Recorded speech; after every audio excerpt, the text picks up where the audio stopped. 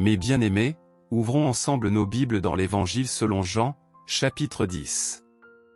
Aujourd'hui, j'aimerais partager avec vous une vérité essentielle pour la vie du croyant, apprendre à entendre la voix de Dieu. Il y a quelques jours, j'ai rencontré un homme traversant une période difficile. En discutant avec lui, il m'a confié, ce dont j'ai réellement besoin, c'est d'entendre la voix de Dieu. Je suis convaincu que si je pouvais entendre sa voix, je n'aurais pas à affronter cette situation. Cette déclaration est d'une grande profondeur. En effet, si nous étions pleinement capables d'entendre la voix de Dieu, nous comprendrions que pour chaque problème, le Seigneur a déjà préparé une solution parfaite. Cependant, pourquoi tant de croyants éprouvent-ils des difficultés à discerner sa voix ? 1. Les brebis du Seigneur entendent sa voix. Dans Jean 10, versets 3 à 4, il est écrit : Le portier lui ouvre, et les brebis entendent sa voix, il appelle ses propres brebis par leur nom et les conduit dehors. Lorsqu'il a fait sortir toutes ses propres brebis, il marche devant elles, et les brebis le suivent, parce qu'elles connaissent sa voix. Nous découvrons ici une vérité biblique fondamentale, les brebis du Seigneur entendent sa voix. Cette promesse ne s'adresse pas à une élite spirituelle, mais bien à tous ceux qui appartiennent à Dieu. Alors pourquoi tant de chrétiens se sentent-ils désorientés ? Pourquoi ne reconnaissent-ils pas la voix de leur berger ? La réponse est simple, nous sommes constamment assaillis par une multitude de voix, celle de la peur, du doute, de l'incrédulité, des médias qui nous distraient et nous empêchent d'écouter la voix du Seigneur. 2. Identifier et rejeter les voix étrangères. Jésus poursuit en affirmant : Elles ne suivront point un étranger, mais elles fuiront loin de lui, parce qu'elles ne connaissent pas la voix des étrangers. Jean 10 verset 5. Aujourd'hui, nous évoluons dans un monde où de nombreuses voix étrangères tentent de captiver notre attention et d'éclipser celle de Dieu. Nous passons des heures à écouter des nouvelles alarmistes, des analyses pessimistes et des discours qui s'opposent à la vérité de la parole. Souvenons-nous de l'épisode des 12 espions envoyés explorer la terre promise. 10 d'entre eux ont ramené un rapport empreint de peur et de découragement, tandis que seuls Josué et Caleb ont choisi de voir la situation à travers le prisme de la foi. 3. Changer notre source d'information. Si nous peinons à entendre Dieu, c'est souvent parce que nous prêtons davantage l'oreille au discours du monde qu'à sa parole. Imaginez un homme priant chaque jour, « Seigneur, parle-moi », mais qui, parallèlement, s'immerge dans des contenus négatifs et anxiogènes. Bien-aimés, si nous aspirons à entendre Dieu, nous devons faire preuve de discernement quant aux sources qui alimentent notre esprit. Nous détenons une télécommande, nous avons la faculté de choisir ce que nous regardons et écoutons. D.L. Moody disait, « Nous sommes comme un bateau. Nous sommes appelés à naviguer sur l'eau, mais si nous laissons l'eau entrer en nous, nous coulerons. » De même, bien que nous soyons dans ce monde, nous ne devons pas permettre qu'il nous envahisse et nous détourne de la voix de Dieu. 4. Comment apprendre à entendre la voix de Dieu ? Comment, alors, développer cette capacité à entendre Dieu ? 3 principes fondamentaux doivent être mis en pratique. Méditer la parole de Dieu, Dieu parle avant tout à travers sa parole. Plus nous nous imprégnons des Écritures, plus nous affinons notre sensibilité à sa voix. Être attentif au Saint-Esprit, Dieu nous guide souvent par une paix intérieure, une conviction profonde. Il est essentiel d'apprendre à discerner ces impressions divines. Réduire le bruit du monde, éteignons les sources de distraction, mettons-nous à l'écart et consacrons du temps au silence afin d'écouter Dieu. Mes bien-aimés, nous sommes appelés à écouter la voix du Seigneur et à ne pas suivre celle d'un étranger. Aujourd'hui, nous avons la possibilité de prendre une décision qui transformera notre vie spirituelle, celle d'être intentionnellement à l'écoute de Dieu. Dieu parle. La question est, l'écoutons-nous ? Que le Seigneur nous bénisse et nous enseigne à être sensibles à sa voix. Amen. Ce n'est pas parce que Dieu ne parle pas. Si vous êtes né de nouveau, alors sachez que Dieu vous parle en permanence. Il vous adresse la parole à chaque instant de chaque jour, à chaque décision que vous avez à prendre, quelle qu'elle soit, et pas uniquement dans des domaines religieux ou spirituels. Il vous guide dans tous les aspects de votre vie quotidienne, votre lieu de résidence, votre travail, vos interactions avec autrui, même lors d'un simple passage à la station-service. Dieu s'adresse à nous continuellement, et c'est ce que nous enseigne sa parole. L'un des points essentiels que je souhaite partager avec vous est que Dieu vous parle bien plus souvent que vous ne le percevez. Le véritable problème est que vous ne reconnaissez pas toujours sa voix. Je vais vous montrer comment il communique avec nous, en partant des formes les plus générales jusqu'aux plus précises. En effet, il existe différents niveaux et étapes dans la manière dont Dieu nous parle. Dans l'Évangile selon Luc, chapitre 16, il est dit que si nous ne sommes pas fidèles dans les petites choses, Dieu ne nous en confiera pas de plus grandes. Il s'adresse à chacun d'entre nous de manière unique, et si nous ignorons ses moyens de communication les plus élémentaires, nous ne pourrons progresser vers des révélations plus profondes. Ce soir, je souhaite m'attarder sur le fait que chaque être humain possède une conscience. Cette conscience nous a été donnée par Dieu et constitue le mode de communication le plus basique et fondamental par lequel il nous parle. Pourtant, beaucoup ne s'en rendent même pas compte et ne reconnaissent pas leur propre conscience comme la voix de Dieu. Certains cherchent même à l'étouffer. Cependant, la conscience n'est pas un guide infaillible, et je vais vous en démontrer la raison. Les Écritures nous enseignent qu'il est possible d'endurcir notre conscience au point qu'elle ne nous alerte plus. Elles nous expliquent également qu'une conscience peut nous condamner. Or, comme la plupart des individus détestent se sentir condamnés, ils choisissent d'ignorer cette voix intérieure et cessent de l'écouter. Ils refusent que cette connaissance intuitive du bien et du mal influence leur vie, car ils ne veulent pas ressentir de culpabilité. Pourtant, la conscience a un rôle précieux à jouer.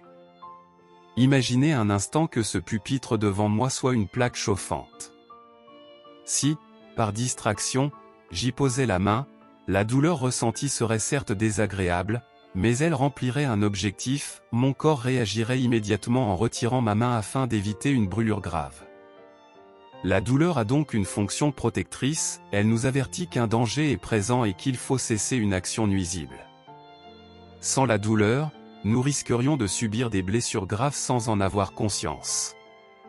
Hier encore, une personne me racontait qu'elle avait accidentellement mis son doigt dans une scie circulaire. Heureusement, elle utilisait un modèle doté d'un système de sécurité avancé, capable de détecter le contact avec la chair humaine et d'arrêter instantanément la lame. Grâce à ce dispositif, elle n'a subi qu'une légère coupure. Gloire à Dieu! Ce que je veux souligner ici, c'est que si nous étions incapables de ressentir la douleur, nous pourrions nous infliger des blessures graves sans en prendre conscience. De même, la conscience a pour but de nous alerter et de nous guider. Il est vrai que nous avons été rachetés de la condamnation, mais cela ne signifie pas que nous devons ignorer la voix de notre conscience. Elle demeure un instrument essentiel par lequel Dieu nous parle. Même ceux qui ne sont pas nés de nouveau possèdent une conscience, et Dieu l'utilise pour leur parler. L'apôtre Paul nous enseigne dans l'Épître aux Romains, chapitre 2, le rôle précis de la conscience. Examinons ensemble le verset 14. Et quand les païens qui n'ont pas la loi font naturellement ce que prescrit la loi, ils sont, eux qui n'ont pas la loi, une loi pour eux-mêmes. Cela signifie que même ceux qui n'ont jamais eu connaissance de la parole de Dieu possèdent en eux une loi naturelle inscrite dans leur cœur. Le verset 15 poursuit. Il montre que l'œuvre de la loi est écrite dans leur cœur, leur conscience en rendant témoignage, et leurs pensées s'accusant ou se défendant tour à tour. Ce passage met en lumière les deux fonctions principales de la conscience, elle nous accuse, c'est-à-dire qu'elle nous condamne lorsque nous sommes dans l'erreur, et elle nous excuse, nous apportant ainsi une forme de justification.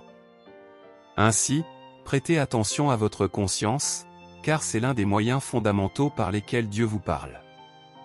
Autrement dit, elle nous procure de l'assurance et nous fortifie. Hébreux 10 verset 35 déclare, « N'abandonnez donc pas votre assurance, à laquelle est attachée une grande rémunération. » De nombreux passages bibliques évoquent la nécessité d'avoir confiance en Dieu. Cependant, si l'on endurcit sa conscience, non seulement on bloque tout sentiment de culpabilité, mais on empêche également cette confiance, qui est pourtant essentielle à la foi. Prenons un autre passage, dans 1 Timothée 1 verset 19, « En gardant la foi et une bonne conscience, cette conscience que quelques-uns ont rejetée et qui les a conduits au naufrage dans la foi. » Ce verset nous enseigne que la foi seule ne suffit pas, il est impératif de conserver une bonne conscience. Une conscience accusatrice, qui ne procure pas d'assurance, peut entraîner l'effondrement de la foi. Le terme naufrage ne signifie pas que l'on n'a jamais marché avec Dieu, mais plutôt que, malgré un bon départ, on finit par être détruit spirituellement. Nombre de chrétiens vivent cette réalité aujourd'hui, leur conscience les condamne, ils l'ignorent, et leur foi en subit les conséquences. Dans ce passage, Paul parle d'Hyménée et d'Alexandre, qui enseignaient que la résurrection était déjà passée. Ils avaient renié leur propre conscience et le témoignage intérieur du Saint-Esprit, ce qui a conduit leur foi à l'échec. Paul ajoute même qu'il les a livrés à Satan pour la destruction de leur chair. Ainsi, la conscience est un élément essentiel. J'ai d'ailleurs tout un enseignement à ce sujet, intitulé « Qui t'a dit que tu étais nu ?» Certains m'ont même écrit en me demandant « Pouvez-vous m'envoyer votre livre sur comment être nu, rire ?» En réalité, ce titre fait référence à un passage de la Genèse, chapitre 3. Après qu'Adam et Ève ont péché, ils ont pris conscience de leur nudité, ont ressenti de la honte et ont cousu des feuilles de figuier pour se couvrir. Dans Genèse 3 versets 9 à 10, il est écrit « Mais l'Éternel Dieu appela l'homme et lui dit, Où es-tu » Il répondit, « J'ai entendu ta voix dans le jardin et j'ai eu peur, parce que je suis nu, et je me suis caché. » Puis, au verset 11, Dieu lui demande, « Qui t'a dit que tu étais nu ?» Ce questionnement divin suggère que ce n'est pas Dieu qui leur a révélé leur nudité. Le texte ne précise pas que ce fut le diable non plus. Alors, qui leur a révélé cela? Leur conscience. Celle-ci leur a fait prendre conscience de leur état, les poussant à ressentir la honte pour la première fois. Dieu leur pose ensuite une autre question, « As-tu mangé de l'arbre dont je t'avais défendu de manger ?» Cela montre que leur conscience a été éveillée par le péché. La conscience est donc un outil puissant, conçu pour nous guider. Mais si nous l'ignorons ou l'endurcissons, nous risquons de sombrer dans notre marche avec Dieu.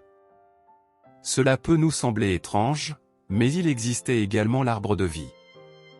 Dieu chassa Adam et Ève du jardin pour qu'ils n'en mangent pas, car s'ils avaient consommé ce fruit après avoir péché, ils auraient vécu éternellement dans un corps déchu. Or, Dieu avait prévu quelque chose de bien meilleur pour l'humanité. En réalité, la mort est préférable à une vie éternelle dans un corps marqué par le péché. Certains n'ont peut-être jamais réfléchi à cette idée et pourraient penser, « Oh non, je donnerais tout pour vivre éternellement dans ce corps. » Mais en toute honnêteté, qui voudrait être soumis éternellement à la souffrance, au vieillissement et à l'injustice de ce monde? Une telle condition ne serait pas une bénédiction. Imaginez si des figures comme Hitler ou d'autres tyrans de l'histoire n'étaient jamais mortes et continuaient à exercer leur pouvoir destructeur. Nous trouvons déjà le monde mauvais aujourd'hui, mais que serait-il si ces oppresseurs ne disparaissaient jamais? Dieu merci, certaines personnes malfaisantes finissent par disparaître. Ainsi, Dieu a chassé Adam et Ève du jardin afin de les empêcher d'accéder à l'arbre de vie, car ce fruit leur aurait donné une vie physique éternelle, alors que l'arbre de la connaissance du bien et du mal leur a donné la conscience morale. Cela soulève une question, avaient-ils déjà une conscience en eux, mais dormante, et cet arbre l'a-t-il éveillé? Ou bien est-ce l'acte même de manger le fruit qui a déclenché cette conscience en eux? Ce que nous savons avec certitude, c'est qu'avant de manger ce fruit, ils n'avaient pas la connaissance du bien et du mal, donc pas de conscience morale. Après avoir désobéi, ils en ont reçu une. En réalité, nous avons besoin d'une conscience. Nous avons besoin d'une connaissance intuitive du bien et du mal. Chaque être humain sur cette planète possède une conscience, une perception innée de ce qui est juste ou mauvais. C'est l'un des moyens par lesquels Dieu nous parle. C'est lui qui a placé cette conscience en nous et qui nous guide à travers elle. Certains pourraient dire, mais je n'ai pas une conscience aussi développée que la tienne. Regardons ensemble ce que dit Romains, chapitre 1, à ce sujet. Ce passage est d'une grande puissance. Je vous encourage vivement à étudier ce passage dans votre propre Bible, car de nombreuses personnes en ignorent la véritable signification. Dans Romains 1 versets 16 à 17, il est écrit « Car je n'ai point honte de l'Évangile, c'est une puissance de Dieu pour le salut de quiconque croit, du juif premièrement puis du grec, parce qu'en lui est révélée la justice de Dieu par la foi et pour la foi, selon qu'il est écrit, le juste vivra par la foi. » Puis, au verset 18, la colère de Dieu se révèle du ciel contre toute impiété et toute injustice des hommes qui retiennent injustement la vérité captive. Le verset 19 poursuit, « Car ce qu'on peut connaître de Dieu est manifeste pour eux, Dieu le leur ayant fait connaître. » Enfin, au verset 20, en effet, les perfections invisibles de Dieu, sa puissance éternelle et sa divinité, se voient comme à l'œil nu depuis la création du monde. Quand on les considère dans ses ouvrages, ils sont donc inexcusables. Ces versets sont profonds et souvent mal interprétés. Reprenons-les pour mieux en saisir la portée. Dans Romains 1 verset 18, il est dit que la colère de Dieu est révélée. En grec, le verbe utilisé indique que cette révélation a déjà eu lieu. Il ne s'agit pas d'un événement futur, mais d'une réalité présente.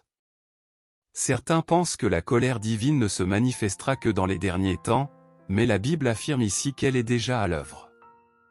De plus, le terme révélé implique que cette colère ne vient pas de l'extérieur, mais qu'elle est inscrite en nous. Dieu a placé en chaque être humain une conscience, un témoignage intérieur permettant de discerner le bien du mal. C'est pourquoi nul ne pourra jamais prétendre devant Dieu, « Je ne savais pas ». La création elle-même témoigne de la gloire divine, et notre conscience nous guide quant à ce qui est juste ou répréhensible. Il ne s'agit pas d'un enseignement que l'on reçoit de l'extérieur, mais d'une vérité révélée en nous. Chaque être humain, qu'il le reconnaisse ou non, c'est au fond de lui qu'il existe un Dieu. Certains se disent athées, mais face au danger ou à la mort imminente, ils en appellent spontanément à Dieu. J'ai rencontré des personnes qui niaient l'existence de Dieu, mais lorsque la peur les saisissait, elles s'écriaient « Ô mon Dieu !» Cela démontre qu'au plus profond de leur être, elles savent que Dieu existe et qu'elles ne sont pas lui. Romains 1 verset 19 affirme que ce qu'on peut connaître de Dieu est manifeste en eux, car Dieu le leur a montré. Ce passage ne dit pas que la connaissance de Dieu leur est manifestée de l'extérieur, mais bien en eux. Le mot « manifeste » est répété 2 fois dans le texte grec avec une nuance. La première utilisation renvoie à quelque chose de brillamment évident, tandis que la seconde signifie simplement évident. Autrement dit, la vérité de Dieu resplendit à l'intérieur de chaque être humain. Toute personne possède une connaissance intuitive du bien et du mal. Peu importe son environnement familial ou son éducation, cette conscience lui a été donnée par Dieu. Malheureusement, certaines personnes rejettent cette vérité et s'efforcent de la nier. Par exemple, certains affirment que Dieu les a créés homosexuels et qu'ils doivent vivre ainsi. Pourtant, Romains 1 enseigne que tous connaissent la vérité sur le bien et le mal. Beaucoup cherchent à faire valider leur mode de vie par les autres pour apaiser leur conscience. Ils réclament l'acceptation et la reconnaissance sociale, mais en leur fort intérieur, ils savent ce qui est juste. J'ai eu l'occasion d'échanger avec Janet Boine, une femme qui a vécu en tant que lesbienne pendant 14 ans avant de se repentir et de revenir à la foi chrétienne. Elle a partagé avec moi que durant toutes ces années, elle savait au fond d'elle qu'elle était dans l'erreur. Pourtant, si quelqu'un osait remettre en question son mode de vie, elle réagissait violemment, allant jusqu'à accuser son interlocuteur de discours de haine. Sa réaction était en réalité une tentative de faire taire la condamnation de sa propre conscience. Ainsi, chacun possède une conscience qui témoigne de la vérité. Certains choisissent de l'étouffer et de s'endurcir, mais ils ne peuvent échapper à cette vérité inscrite en eux par Dieu. Un jour, alors que je donnais une étude biblique à un groupe de 6 personnes, un homme s'est levé et a commencé à me bombarder de questions. Il s'interrogeait sur le sort de ceux qui n'ont jamais entendu parler de l'Évangile, ainsi que sur les personnes élevées dans d'autres religions et n'ayant jamais connu Jésus. À l'époque, je ne savais pas répondre à ces questions. Cet homme m'a publiquement ridiculisé avant de quitter la salle, suivi par tous les autres participants. Restant seul, je me suis assis et j'ai prié, « Seigneur, qu'aurais-je pu faire ?» Quelques minutes plus tard, cet homme est revenu, s'est assis devant moi et m'a dit, « Je veux ce que tu as. » Surpris, je lui ai demandé pourquoi. Il m'a alors répondu, « Toute ma vie, j'ai fondé ma foi sur un raisonnement logique. Diplômé de Princeton, je suis un intellectuel et j'ai toujours pensé que si quelqu'un m'humiliait dans un débat, comme je viens de le faire avec toi, je ne pourrais plus croire en ce que je défends. Pourtant, malgré l'humiliation que je t'ai infligée, tu crois encore. Tu possèdes quelque chose qui dépasse la logique, une relation avec quelqu'un. Je veux ce que tu as. » Ce jour-là, j'ai eu le privilège de le conduire à Christ. Que les gens l'admettent ou non, ils savent dans leur cœur qu'il existe un Dieu. Ils perçoivent sa puissance éternelle et sa divinité, car cela leur a été révélé à travers leur conscience. La manière la plus fondamentale dont Dieu parle à chacun est justement cette conscience. En tant que croyants, nous entendons Dieu à travers sa parole, notre esprit régénéré, le Saint-Esprit et les dons spirituels. Toutefois, si l'on ignore la voix de sa propre conscience, pourquoi Dieu choisirait-il de nous parler autrement? Même les non-croyants ressentent la distinction entre le bien et le mal à travers leur conscience. S'ils obéissent ou non, cela reste leur choix. La croissance spirituelle est comparable à une échelle, on ne peut pas sauter directement au sommet, il faut d'abord gravir les premiers échelons. Si l'on décide de transgresser sa conscience, Dieu ne nous parlera pas davantage, car cela ne ferait qu'accentuer notre culpabilité. Dans les Actes des Apôtres, Paul insiste sur l'importance d'exercer une conscience sans offense. Cela ne signifie pas être exempt de péché, mais plutôt que si nous péchons, nous devons immédiatement nous repentir et purifier notre conscience par le sang de Jésus. Il est essentiel de maintenir une conscience pure afin de rester aligné avec Dieu. Un exemple marquant est celui d'Eric Liddell, athlète britannique des Jeux Olympiques et héros du film Les Chariots de Feu. Bien qu'il ait refusé de courir un dimanche en raison de sa conviction personnelle, alors que le sabbat biblique s'étend du vendredi soir au samedi soir, son engagement à ne pas violer sa conscience demeure exemplaire. Il était persuadé que courir ce jour-là était mal, et il a respecté cette conviction. Beaucoup de gens ne comprennent pas que compromettre sa conscience, c'est perdre ce qui nous définit. L'histoire d'Abraham illustre aussi cette réalité.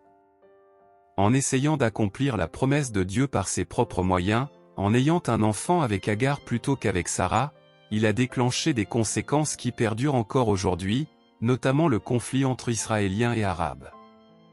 Il ne suffit pas d'atteindre un objectif, encore faut-il le faire selon la volonté de Dieu. L'épître de Jean souligne l'importance d'une conscience apaisée. En 1 Jean 3 versets 18 à 21, il est écrit, « Mes petits enfants, n'aimons pas en parole ni avec la langue, mais en action et avec vérité. Par là, nous connaîtrons que nous sommes de la vérité et nous rassurons nos cœurs devant lui. Si notre cœur nous condamne, Dieu est plus grand que notre cœur et il connaît tout. Bien-aimés, si notre cœur ne nous condamne pas, nous avons de l'assurance devant Dieu. L'assurance en Dieu est donc liée à une conscience pure. De même, en Hébreux 10 versets 19 à 22, il est dit que nous pouvons nous approcher de Dieu avec confiance grâce au sacrifice de Jésus, à condition d'avoir un cœur sincère et une conscience purifiée. Avant d'être nés de nouveau, notre conscience doit nous interpeller. Si elle ne nous condamne plus, c'est que nous avons trouvé la paix en Christ. En conclusion, il est essentiel d'être attentif à notre conscience et de la purifier régulièrement. Dieu nous parle en premier lieu à travers elle. En la respectant, nous évitons de nous égarer et nous maintenons une relation intime avec lui. Saviez-vous qu'il est parfois bénéfique de ressentir de la culpabilité? Si vous commettez des actes répréhensibles tels que le meurtre, le vol, le mensonge ou la tromperie, il est normal de se sentir mal. Dieu nous a dotés d'une conscience qui nous avertit lorsque nous faisons le mal, et cela a une finalité, nous empêcher de persévérer dans l'erreur.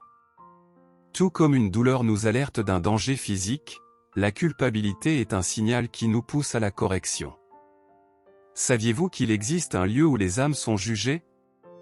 Dans notre société actuelle, les individus devraient éprouver du remords face à leurs actions, notamment lorsqu'ils usent du mensonge et de la tromperie. Avant de renaître spirituellement, la culpabilité agit comme un aiguillon qui nous dirige vers Dieu en nous incitant à reconnaître notre besoin d'aide et de rédemption. C'est précisément la fonction de la conscience. Ceux qui vivent éloignés du Christ ont besoin de ressentir cette condamnation, car elle sert d'alerte morale. Or, nous vivons à une époque où l'on prône l'absence totale de culpabilité. Il est devenu courant d'entendre « cela m'a offensé, cela m'a fait me sentir mal », comme si éprouver du remords était une injustice en soi. Cependant, il y a des situations où la culpabilité est nécessaire. Lorsqu'on impose aux jeunes enfants des procédures de réassignation sexuelle ou qu'on les expose à des spectacles inappropriés, il devrait y avoir une prise de conscience collective de l'immoralité de tels actes. J'ai vu une vidéo sur internet où une drag queen mimait un acte sexuel devant une fillette. C'est une abomination. Cela dépasse l'indécence, c'est une perversion pure et simple.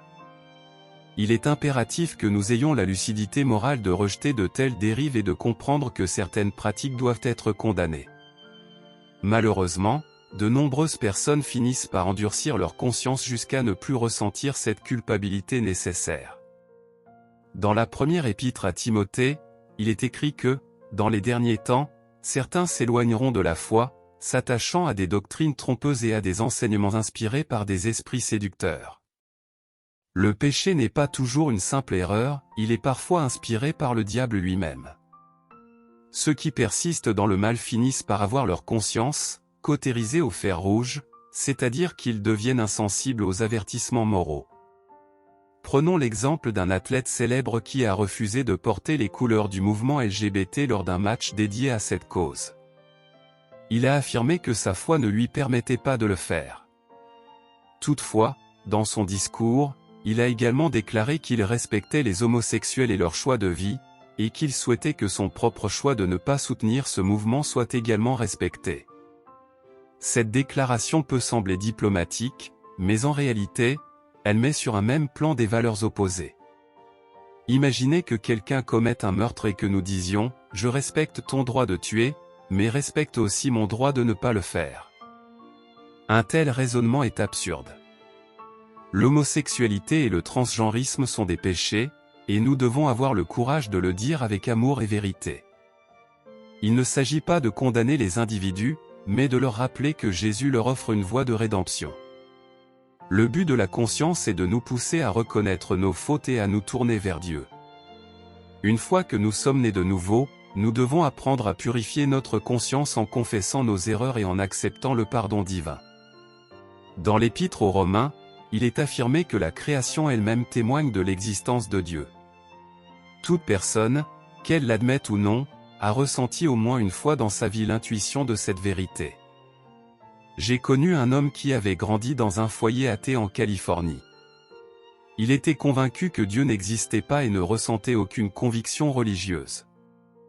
Pourtant, en écoutant un jour une prédication, un souvenir lui est revenu.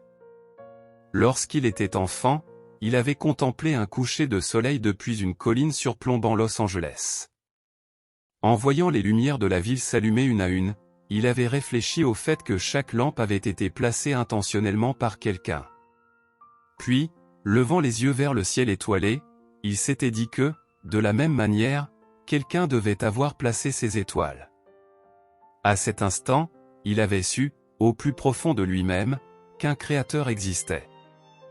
Mais sous l'influence de son entourage, il avait fini par refouler cette évidence. Les Écritures nous rappellent que les choses invisibles de Dieu sont rendues manifestes par la création elle-même. Il est absurde de croire que l'univers et la vie sont le fruit du hasard ou de l'évolution. Pourtant, notre société tente d'effacer toute trace de cette connaissance intuitive, plongeant ainsi les âmes dans la confusion et l'aveuglement. Il est de notre responsabilité de restaurer cette vérité et d'éveiller les consciences, car la foi en Dieu est inscrite en chacun de nous, même si elle est parfois étouffée par les bruits du monde. Pouvez-vous en être certain? Étiez-vous présent il y a 40 millions d'années? Tout cela ne repose que sur des suppositions. Cependant, savez-vous que rejeter l'idée d'un créateur et croire que tout cela est le fruit du hasard revient à nier votre propre conscience, à l'endurcir et à vous rendre insensible à la voix de Dieu? Votre conscience vous murmure qu'il existe un être suprême à l'origine de toute chose. Dans le psaume 19, il est écrit « Les cieux racontent la gloire de Dieu, et l'étendue manifeste l'œuvre de ses mains. » Un jour en instruit un autre, une nuit donne connaissance à une autre nuit. Il n'y a point de langage, il n'y a point de parole, leur voix n'est point entendue, mais leur retentissement parcourt toute la terre. Ainsi, chaque être humain, s'il écoute sa raison et son cœur, reconnaîtra l'existence d'un Créateur. Nous ne sommes pas le produit d'une simple accumulation fortuite de matière.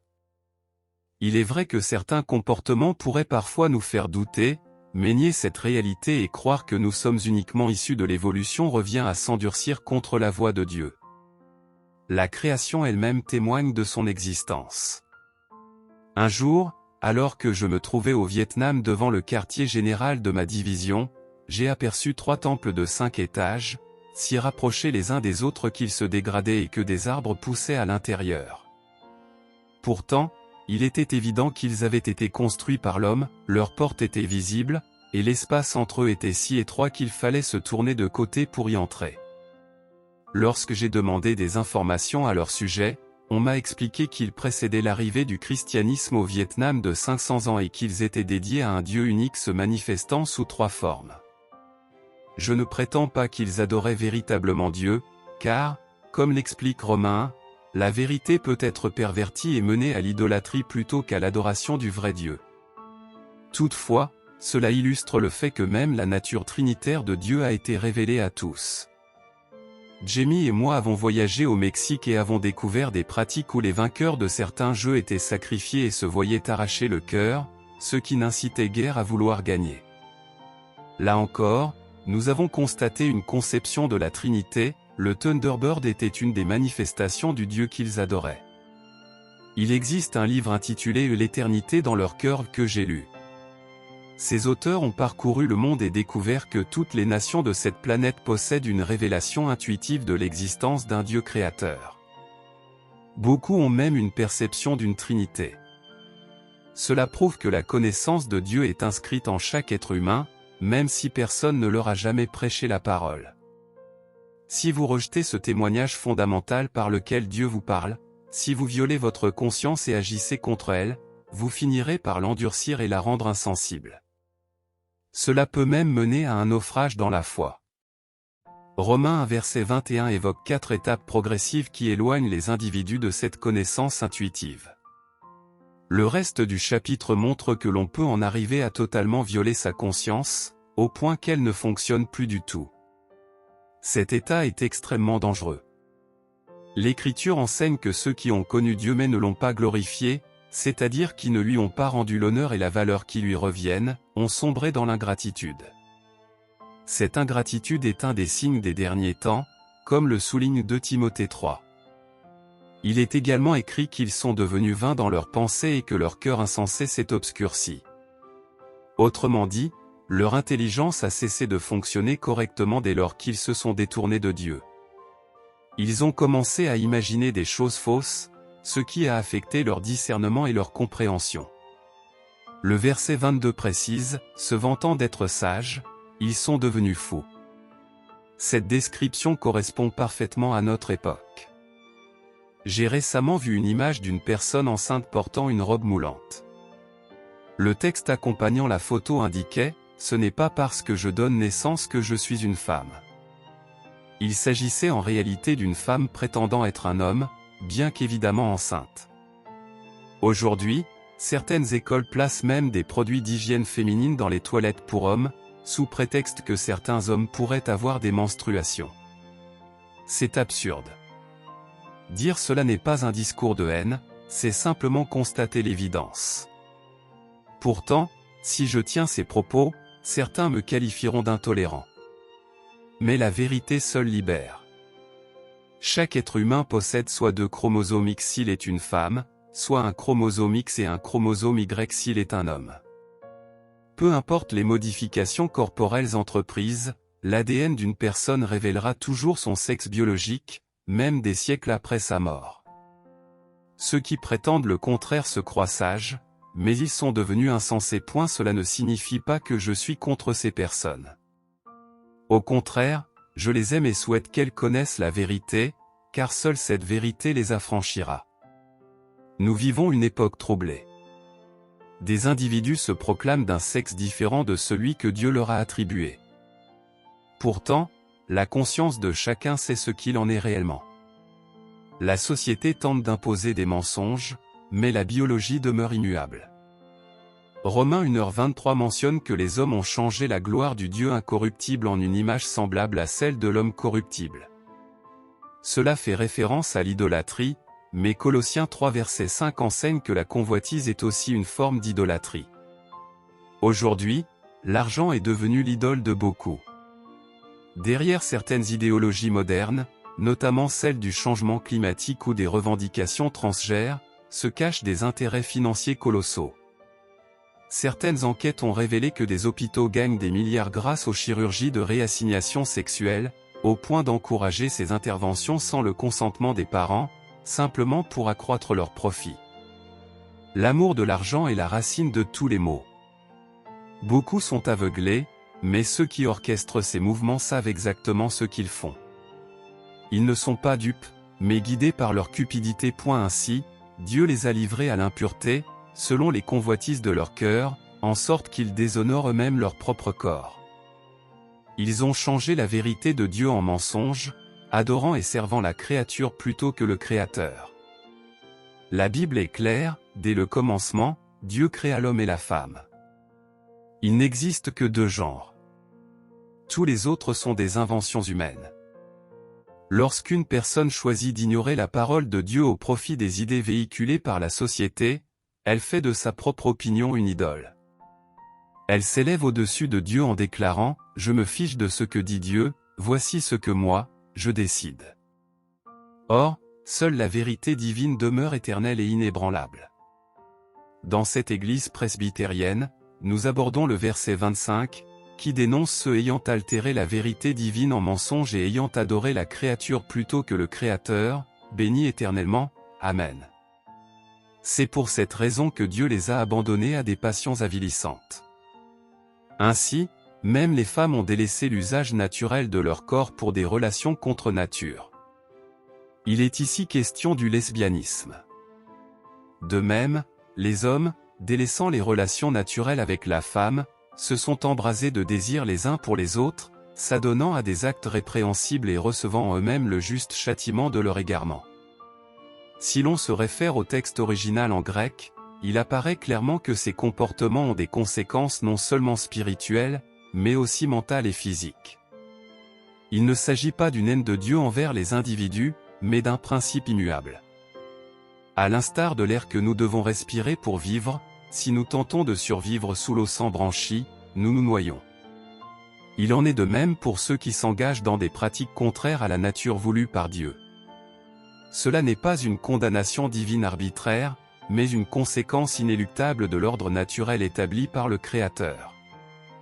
L'idolâtrie et l'adultère sont également évoqués dans les Écritures. Comme l'indique 1 Corinthiens 6 verset 17, tout péché qu'un homme commet l'affecte extérieurement, mais celui qui se livre à l'adultère pêche contre sa propre chair. Ces pratiques ont des répercussions néfastes, tant sur le plan physique que spirituel. L'Écriture met également en garde contre l'homosexualité, la transidentité et le libéralisme moral, les présentant comme des voies menant à la destruction. Les conséquences de ces comportements sont comparables à celles d'une personne tentant de vivre en contradiction avec la nature même de son existence. Le texte biblique précise que ceux qui persistent dans ces voies reçoivent en eux-mêmes la rétribution de leurs actes. Il est ainsi question d'un châtiment inhérent, une conséquence directe des choix de vie qui s'opposent au dessein divin. De plus, la société actuelle illustre ces dérives, en allant jusqu'à justifier des comportements autrefois jugés inconcevables. L'ouverture aux pratiques déviantes mène inexorablement à une acceptation de plus en plus large de l'immoralité, englobant l'homosexualité, la transidentité et même la bestialité. cette progression du mal est dénoncée dans les Écritures, mettant en lumière un esprit réprouvé, c'est-à-dire un esprit corrompu et insensible à la vérité divine. Le verset 28 souligne que ceux qui refusent de retenir Dieu dans leur connaissance sont livrés à un esprit impur, les poussant à commettre des actes contraires à la dignité humaine. Ce processus est progressif, d'abord, la conscience parle, mais si elle est ignorée, elle s'endurcit. Finalement, Dieu retire cette conviction intérieure, abandonnant l'individu à sa propre déchéance. La Bible décrit les signes d'un esprit réprouvé, injustice, cupidité, méchanceté, tromperie, haine, violence verbale, orgueil et rejet de la vérité. Ces mots caractérisent notre époque où l'on méprise Dieu, où la rébellion contre l'ordre divin devient la norme. Plus encore, la société ne se contente pas d'accepter ces comportements, elle les glorifie et encourage leur propagation. Cependant, malgré cette situation préoccupante, nous croyons en un réveil spirituel. La vérité de Dieu subsiste et a le pouvoir de libérer ceux qui se tournent vers elle. Il est du devoir du corps du Christ de se lever pour défendre cette vérité, non par condamnation, mais par amour et désir de salut. Je tiens à préciser que mon intention n'est pas de condamner, mais d'annoncer la vérité. Dieu aime chaque individu, mais il déteste le péché. Il a créé l'homme et la femme selon un dessein précis, et toute déviation de ce plan a des conséquences désastreuses. J'ai dans mon entourage des personnes ayant lutté contre l'homosexualité, et je ne les ai jamais rejetées. Au contraire, elles ont trouvé en Dieu la force de surmonter cette épreuve. La conscience humaine est un guide que Dieu nous a donné pour discerner le bien du mal. Néanmoins, elle peut être pervertie par l'influence du monde. Ceux qui persistent à ignorer leur conscience finissent par perdre toute sensibilité à la vérité divine. C'est pourquoi il est essentiel d'être à l'écoute de la parole de Dieu et de se soumettre à ses enseignements. Si vous n'avez jamais fait l'expérience de la nouvelle naissance en Christ, sachez que c'est une transformation profonde qui renouvelle l'âme et l'esprit. Dieu désire vous restaurer et vous libérer du péché. Ce soir, nous voulons vous donner l'opportunité de recevoir cette grâce salvatrice. Que Dieu soit loué. Soyez courageux dans la foi, et que la vérité divine éclaire vos cœurs. Amen.